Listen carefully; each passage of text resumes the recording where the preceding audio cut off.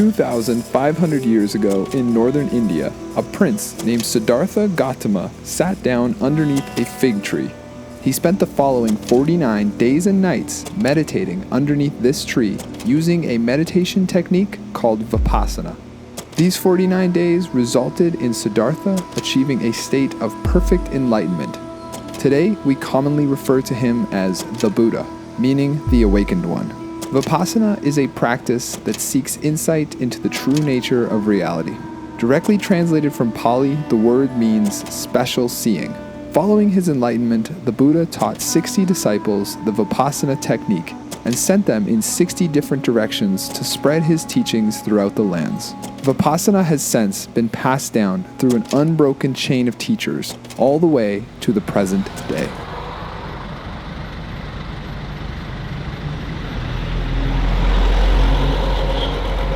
We are in the back of a tuk-tuk. I'm actually feeling pretty sick today. It's crazy. I haven't been sick in like 2 years, and all of a sudden I just came down with this cold like so fast. We are here in Chiang Mai. We're headed to the hotel. We've got a couple days now before we start Vipassana.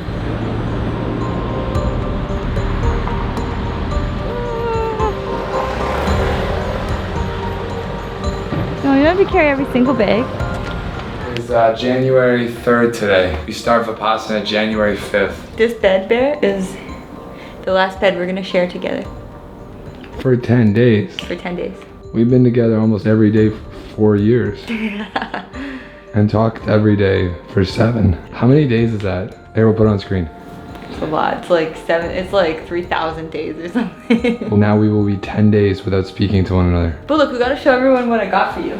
Wyatt's Christmas gift. If you guys have been watching this channel for a while, there's a inside joke nickname that Wyatt calls me a duck. This is gonna be my replacement for Wyatt. Oh, we're in Vipassana. Quack. Littler duck. How did we get here? 4 years ago now, I had an experience with psilocybin mushrooms. It was my first time with psychedelics, and inside of those experiences, I had like a very strong, dramatic spiritual awakening that changed every part of my life. From my diet to my friend groups to my job, everything changed. It just completely shifted. This has got to be my favorite reason for traveling Asia. I'm having just a salad and a bit of bread today because last night, all night, I was so sick. Like I kept waking up to throw up, I couldn't fall asleep. It was the sickest I've been in like a while, honestly. So today I just feel like eating something really basic.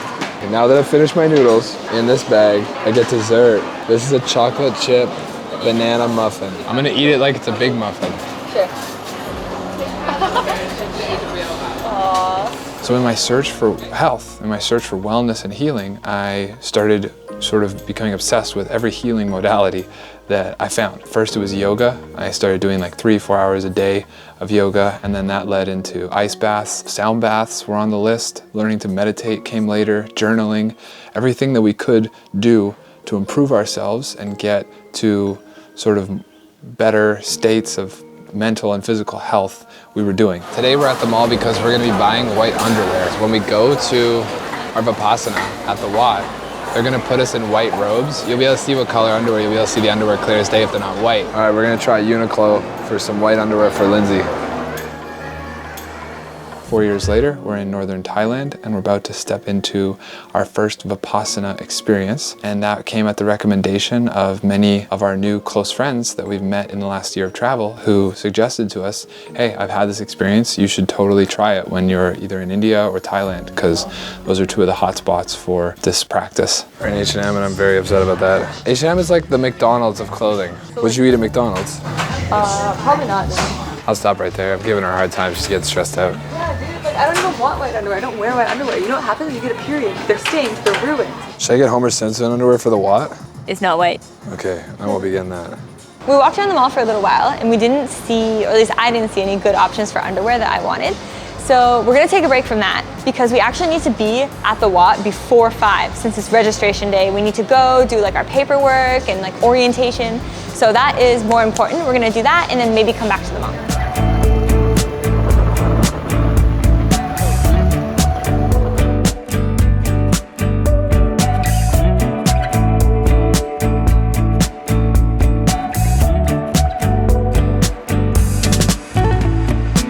have arrived. We're about to head inside and register and do orientation. Oh, foreign meditation office. Oh, I don't love that.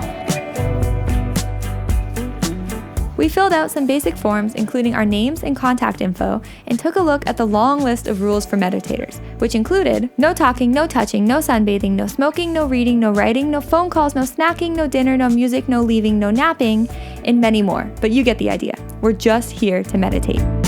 Next, we fitted ourselves for the white clothing we'd be wearing for the entire duration of our stay. This included 2 pairs of pants and 2 shirts each.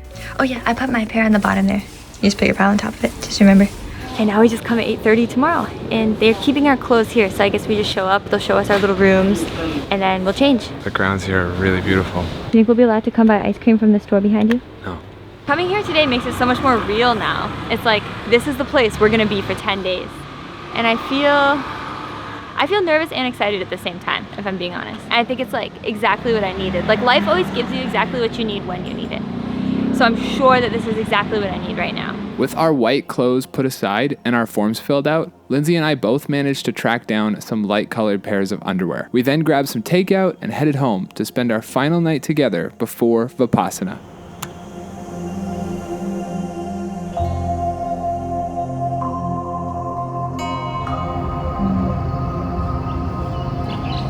It's moments like this, I just remember how blessed we are to be living this life. Yeah, right? We just opened the door and saw the most beautiful scene ever. My biggest intention with going to this Vipassana is to get to the bottom of whatever is haunting me. I'm also really on a mission to get in touch with my authentic self, because I have a lot of trouble being authentic. Those are the 2 things I'm really hoping to get out of this experience.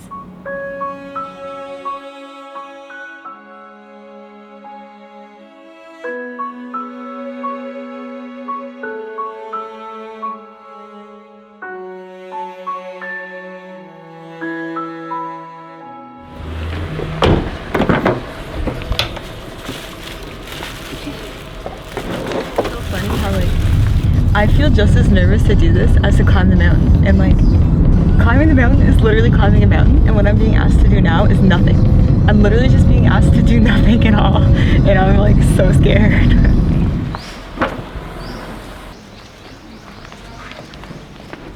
Alright guys, we're out front of the office. We're about to go inside to check in, and they're gonna take our passport and our cell phones. So this is it. We'll see you in 10 days. Next, we went into the foreign meditation office and we were given a placard that said no speaking on it, and we were to wear that at all times while on the temple grounds. We also were given an alarm clock and we were given a stopwatch. Then we were shown to our rooms. I unlocked my room, walked in, put my backpack on the floor. The reality of everything really like hit me in that moment. Like I was alone in this room that I was gonna be spending 10 days in. I had my own private room with a bathroom, a bed, and a shelf right beside the bed. The first thing I noticed was that the bed has such a thin mattress on it. And I picked it up and I saw it was only like this thick. And I was like pacing and I was like, okay, all right, okay. You had a much harder time than I did. Yes. The teacher slash facilitator of the whole Vipassana program at Wat Rampoeng is named Pra Sukito, and he is a Buddhist monk, and he's honestly such an amazing guy. I really, really liked him immediately from the start. Day 1 was super simple. It was just learning the 3 styles of meditation that we would be practicing every day for the next 9 days following day 1. And those 3 practices were the mindful prostration, mindful walking, and meditative sitting. Practicing Vipassana is about insight. We have 2. One is walking meditation, that is improve your effort, your concentration, your confidence. The sitting one is to look more on the inside. So when you sit, you just pay attention to your body, rising, falling, the breathing, so that the mind can sit and ease. So when the mind can sit and ease, things tend to come up because the body is so quiet. Day 1's assignment was to complete 6 hours of walking and seated meditation between the time that he left us and the following day at reporting, which was at 2 p.m. The first night of day 1, I felt so much anger. Like I could not believe that I had 9 more nights of that. 9 more nights of like, of sitting and walking. Yeah, in the dark. Oh. And sitting around with all these people not speaking to each other. And You I didn't just like that? No, I didn't like it. I was super angry. Yeah, and I went to Sukito the next day in reporting, and he was like, how was your sitting and walking? And I was like, I'm so angry. And he's like, about the past? And I'm like, no, about the now.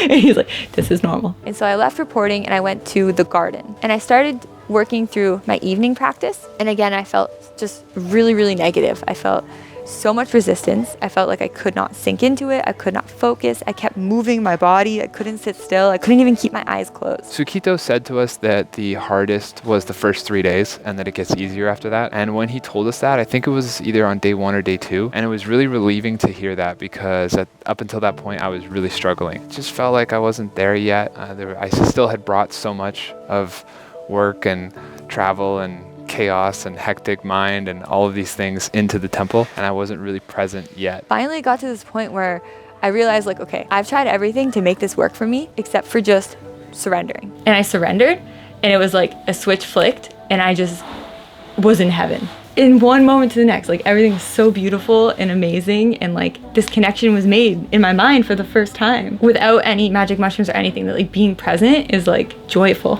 and blissful and beautiful. All it took was me like finally deciding to just surrender to that moment. Oh, and you had never done that before? No, not without magic mushrooms. Yeah, that's a pretty significant moment. Day 2 was the first full day of actually living by the temple schedule. We had a 4 a.m. wake up. By 4:20, we were meeting together and doing morning chants. By 5 a.m., we started meditating, and we would meditate until 6 a.m. The meditation was typically broken by the sound of the breakfast bell. Then we could go to the cafeteria, and we would be served breakfast. We had breakfast at 6 a.m. and it was a bowl of savory noodles with like mushrooms and I think like some sort of seitan or fake meat in it. Day 2 was the only day I ate the breakfast. You only ate breakfast one day? No, I ate breakfast every day. It was the only day I ate that breakfast. What did you eat? Well, I went to the office and I spoke to the monk. I said, like, the breakfast is a lot for me. It's very different from Western breakfast, and it's very early in the morning. Is there any way you could get me some instant oats? He said yes.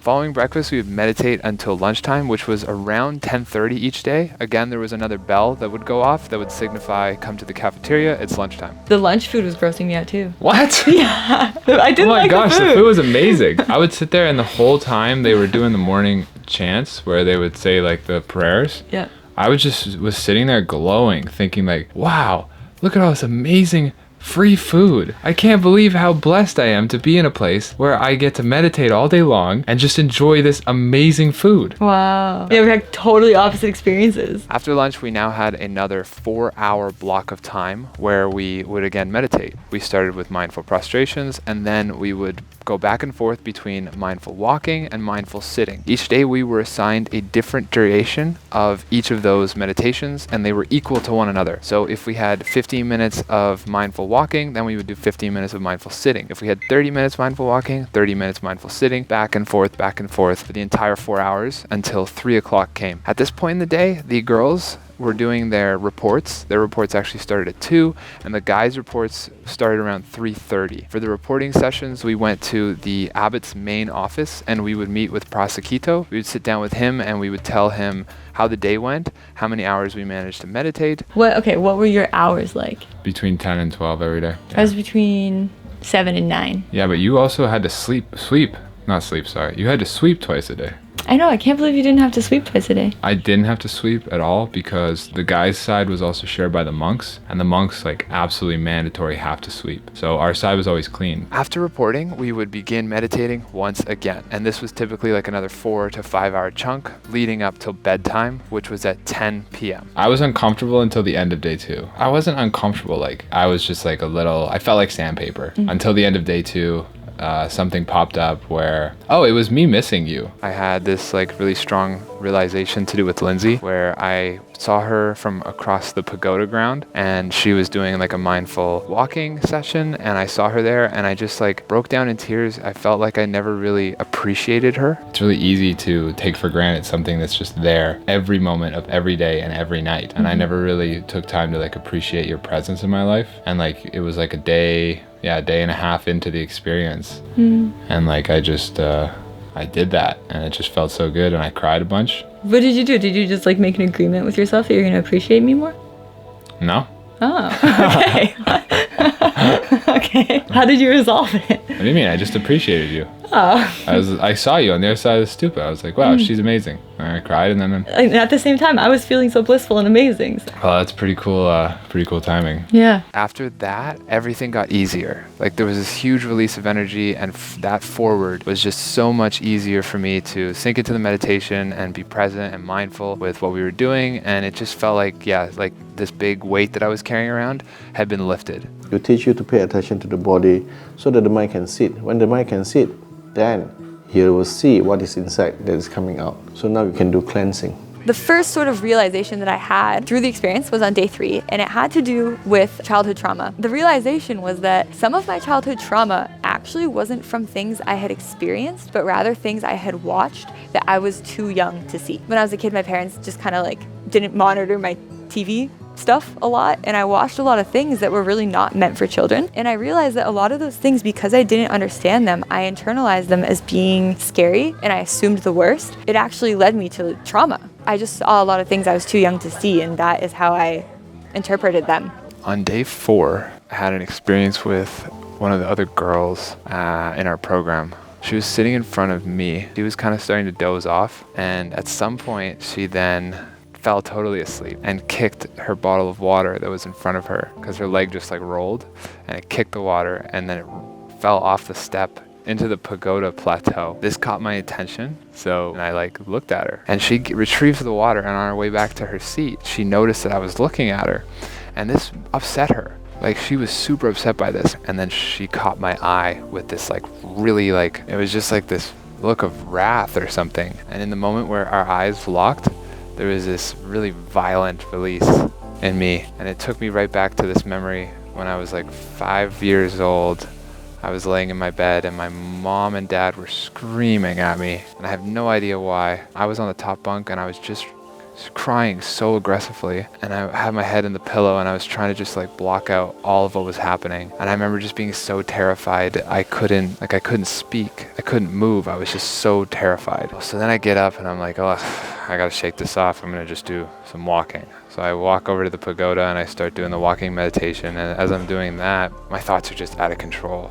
Like so upset, so violent. At one point I start to surrender into the idea, and I'm like, okay, instead of trying to bury this, instead of trying to run from this, I'm going to look at whatever it is. And I did that by focusing on the image of her eye. And then that eventually led to a memory of being in class. It was like I was in class with all these girls that I wanted to be friends with. Like this girl Megan I knew in grade 2. I wanted to be friends with her, but I didn't know how to be friends with her. I felt like unworthy of her friendship. I felt unworthy of her contact. And this girl Brooke that I knew in grade 4, and I wanted to be friends with her, and there was just like this strange dynamic where I just felt like unworthy in the presence of all of these different women. All the way back to this time where my mom's screaming at me, and there was so much shame and guilt. Something was internalized in those yelling fits that happened in my house when I was a young kid, that crystallized in my mind as you're unworthy of these relationships. You're unworthy of love from these individuals. That's not for you. I realized I had been thinking of myself as ugly and unworthy of love for such a long time, and I don't have memories where the belief wasn't there. Or I do, but they're so few and far back. So when I had this realization, I actually dropped to my knees in front of the pagoda, and I just started sobbing. But then after this release ended, I just remember feeling like I don't have any reason to be afraid, and I am good enough the way I am. Something that I wasn't able to really accept before. The old habits, the bad memories, you just need to let it go. At the same time, we teach you to bring compassion and kindness, because the memory that you have, sometimes it's joy, sometimes it's painful, there's anger, there's disappointment. In life, we all have that. Disappointment, anger, anxiety. These are the things that you keep inside. Now is a chance for you to release. So when it brings out, it's for you to release. It's a chance for you to do cleansing. But doing that, you need to understand how to forgive, how to accept the past and let it go, and to be clarified what is the old habits and how to change it. My main realization on day 4 had to do with worrying. I worry about so many things. I worry about the future constantly, and I really feel like I have a need to be in control of things. And I had this realization, like a perspective I'd never seen before about worrying, that like when you worry about something, 2 things can happen. Either what you're worried about will happen, or it won't happen. And if what you're worried about doesn't happen, you've wasted your time and energy. And if what you're worrying about does happen, well, is it happening in this moment? No. still wasting your time and energy. And the best that you can do is in the moment that it does happen, be present and handle it. And you will handle it, because I've literally handled every single thing in my life up until this point. So there's no way that I won't be able to handle it when it does eventually happen. That was like a really big, really comforting realization that I had that day. How many rules did you break? When I talked, I had food after noon one time. Yeah, I had like Oreos in my room one time. You had Oreos? Yeah. Did you buy them? No. Oh. They had the alm. Oh yeah, that big bin, right? Yeah. With the snacks? Yeah. Yeah, they had the alm stuff. And so I took Oreos in the morning, and then I didn't eat them for breakfast because I was like, I took Oreos. What the heck? I'm not eating Oreos for breakfast. 6 a.m. Yeah, it's 6 a.m. I'm going to enjoy this bowl of noodles. So I ate afternoon. I spoke.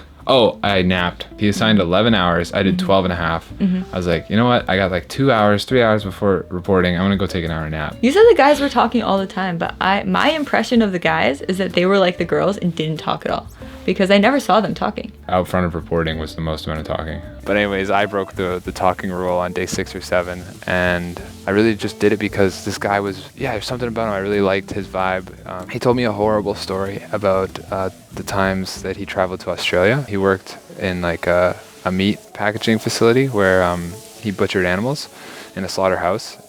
The fear and the terror that he channeled in this story connected and resonated with fears I have to do with not being supported. I often come back to thinking that the world is ending, or that there is no point in continuing because it's all going up in flames anyways. I realize that all of this is just a state of mind that I'm really just choosing to stay in. The truth is I'm completely supported and 100% being guided. Trials will come on the road ahead, but none of them are too great to overcome, and I am prepared for all of them because of what I have gone through already. I cried when I had these realizations. It was another wonderful release. I ended this train of thought by picturing Lindsay and I having a family one day, and this motivated me. I said to myself, this is why I am alone in this room walking back and forth in slow motion for hours on end, because I have faith in myself, I have faith in us, and I will do whatever it takes to get to a better place. So if that means walking meditations or sitting with myself, I don't care. I will go through whatever to become better and to heal. The feelings of unworthiness that I had in earlier releases were more so to do with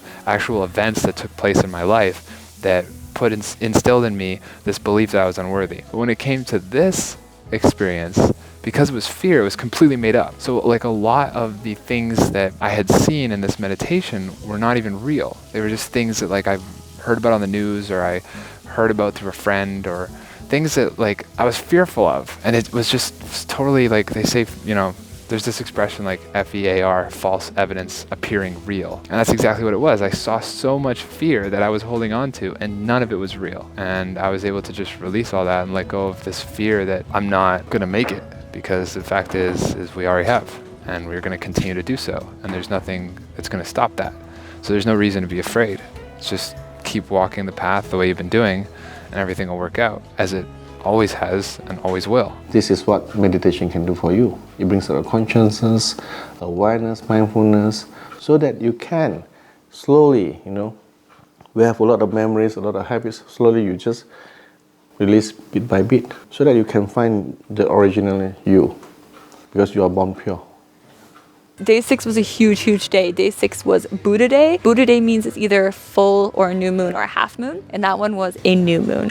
I also got my period on day 6. Something really beautiful happened because of being on my period that day. During my meditations, I had a massive, massive realization around my period and my connection to my body. I basically realized that throughout my whole entire adult life, I have been carrying so much shame around my menstrual cycle, and because of that, I have been very disconnected from my menstrual cycle. First off, I had a ton of realizations where I put 2 and 2 together, and I couldn't believe I hadn't seen these things before. For example, 1 week before I get my period, I get super nauseous. Sometimes I literally spend all night throwing up. I literally did a couple days before going to Vipassana, threw up all night. I think that's a huge reason why I was struggling with the food at first during this experience. I also always get a pimple on my chin 3 or 4 days before. And all these things I just hadn't really realized were all a part of my greater cycle in the patterns of my life and my body. On this day, I was also able to trace back the shame around my period to its root cause, which was a moment when I was 13 years old. I was very new to having my period, and I was sitting at the dinner table with my parents, and my dad had come home from work and was in a super grumpy mood. I wasn't eating my dinner, and my dad was very annoyed that I was not eating my dinner. Why aren't you eating your dinner? And I say to him, I have cramps. He pretty quickly puts 2 and 2 together. What I mean by cramps, I'm a young girl, I've just started my period. And says to me, that's disgusting. So I got it from the dinner table, and I remember I went to the bathroom and I cried. Ever since that moment in time, I have had shame around my period and assumed every other human on planet Earth would be disgusted by me. And I realized that I don't need to carry that shame any longer. I can just let that go. It doesn't serve me. It's not true. There's no reason to hold on to it. I started to see the menstrual cycle as something completely different, as something beautiful, natural. It's a gift that half the population has, and it's what allows us to reproduce and make new life. It's like a miracle. And my body is amazing, and I'm grateful that it's not like normal and healthy and here for me all these years, even though I've not been recognizing it. And when you bury bad memories, okay, it will grow. It will change who you are. It will change how you see the world. So you cannot ignore. You cannot bury it. Once it comes out, you have to acknowledge and learn to let it go by learning how to forgive, how to accept this is a past, but turn it to a wisdom to make you grow. But you need something to support, like I said, compassion and kindness. Of course, when you acknowledge there's pain, you have to feel the pain to release the pain. Once you ignore, that means you're escaping. You try to stop the pain, but it's not releasing. It's still inside. So what we teach you is to see and feel the pain, but learn to release. You feel uncomfortable, but you feel free once you release it. If you feel uncomfortable, you ignore, you put it inside. It's still inside. It's not releasing. Inside, it will grow. It will change you slowly. I was coaching someone for a long time and helped him to get very far in his YouTube career. I was really proud of how far this person had come and what they were accomplishing. I don't remember what they did to me, but I felt a strong sense of betrayal. They had gone behind my back and they did something really, really to wound me. And I called him up, I got him on the phone, and I just lost my mind. Like I channeled all my hatred, all my rage, which I had a lot of back then, towards this individual. And that was super wrong of me. And inside of a sitting meditation, all of this came up and I faced it and I forgave him for what he did, and I forgave myself for the terrible way in which I acted. Inside of that, it was really interesting. I noticed like as soon as I forgave him, I started coughing uncontrollably, which was like really the beautiful part in this Vipassana experience. Was these 4 major releases that I had were all paired with physical symptoms of release, which was so beautiful, right? Like every single one had major tears attached to it, or there were smaller ones that just came out in the form of coughs, or sometimes even just like a sneeze. I guess it's so much more real when not only is it a thought, but the thought ends in a positive way. You feel a good sensation, a good like freeing feeling. There's more space in your mind and then body, and then your body like reciprocates this positive action by literally like coughing and letting go, or crying and like verifying that, yeah, like the work you're doing inside right now is totally real. The body can totally feel it and is totally becoming more spacious and getting to a better place because of these traumas that you're facing down and that you're dealing with, you're grappling with, you're releasing. The evening of day 7, I had my new deepest meditation ever. I was sitting by the pagoda meditating as I always do, and my meditation got so deep that I was transported somewhere else entirely. And there was this like demon figure that kind of looks like one of the Hindu gods with blue skin, and there was these like big vats of like blood and guts, and I felt myself being pulled towards it, like I was gonna end up there. I didn't resist. I just allowed myself to be pulled towards what was happening, and I have never said anything like this in my life before, but I looked at the demon and I said to it, I'm not afraid to die. And it like went woo and like literally flew up, and it flew through my body and out. Yeah. And then suddenly I went back into this body. Wow. Yeah. Holy. Yeah. I was so shook. That's bonkers. Yeah. And I've been dying to tell you that. Yeah. and I felt so solid in my body. Like I had just expelled something and found so much more space, and I was now filling up the whole container that is my body more than ever before. Whoa, I should tell Sukito about this. And so the next day in reporting, I told him that I had a hallucination and there was a demon, and I told him I'm not afraid to die, and then it flew away. What did he say? Completely unfazed. All he said was, don't converse. And I was like, I didn't consciously speak. Like I've never said that in my life before. It just happened. And he was just like, that's okay. That's fine. These things will happen. Try not to converse with anything. But he was so unruffled. Yeah. I mean, yeah, I guess he's probably heard like a lot of stuff. He's probably seen. Yeah. I wonder what demon it was, you know? Yeah. I had this feeling like it was like a Hindu god. Like the one that's like for death or whatever. Okay. The destroyer. Oh, Shiva? Yeah. Could it be Shiva? Is Shiva, wait, who's blue? Shiva is the destroyer of worlds, but he's not like the god of death or anything like that. Okay. Shiva is blue. What did its face look like? Like an Oni mask. No, Shiva has like a really beautiful face with long black hair and a snake wrapped around its neck. Oh yeah, wasn't that? So we are here to awaken the consciousness. I was sitting around the pagoda meditating, eyes closed, hands in my lap, and I overhear from my right, there's a girl crying. And so I open my eyes a little and I look over and I see this one girl in our program. She's doing her walking meditation and she's really going through it. In that moment, I just had this like absolute burst of inspiration and I knew I needed to act on it. I just got up from my meditation and I really quickly hurried to my room and I got a little piece of toilet paper and I wrote the first thing that came to my mind, which was just, "You're doing great. Heart." I got my wallet and then I also like took my toilet paper, hurried to the store. I bought a little snack pack of nuts. I just casually walked by her, reached down, put down the nuts with a note on top. In that second, she saw the note, looked up at me, and she gave me this look of just pure like surprise, joy, and gratitude. And it literally zinged me right in the heart. I just gave her a little smile back and went back to my seat. And I just had this moment of knowing that doing small kindnesses for others is the entire purpose of life. The entire objective in being a human is just to be as kind as you can be to as many people as possible. The final thing I want to talk about while it's the both of us here is, would you do it again? Yes, I want to do it again as soon as we get to India. But that's like 6 months from now. So maybe even while we're here, we'll do another 10. I would actually really like to go back and do it at Wat Ram Poang because it's just such an amazing place. It'd be so cool to do another one there. Yeah, it is a really beautiful place. Like, what a special place to go for our first one. I would do it again too. Even though like I found it difficult, I think it's one of the most rewarding things I've ever done. There were so many points where I thought like, I'm so done. I don't want to do this. I don't want to meditate anymore. Like I want to go home. We don't even have a home. And I remember thinking like, I just want to go home. And it's like, where? Like, where does that even mean? Like, where do I want to go? In hindsight, I think that the most important lesson we learned from this experience is that well-being is already within each and every one of us. We were all born pure, and through sitting and learning to focus our minds, we can learn to reconnect with the simple source of love and joy within us. Happiness, healing, and overall well-being is available to everyone who wants it, and no amount of money, influence, or fame is required. We just have to take the time to sit still and be willing to pay attention to what comes up. Thank you for watching this video. If you enjoyed and you're new here, make sure to hit the subscribe button. We will see you guys in our next upload.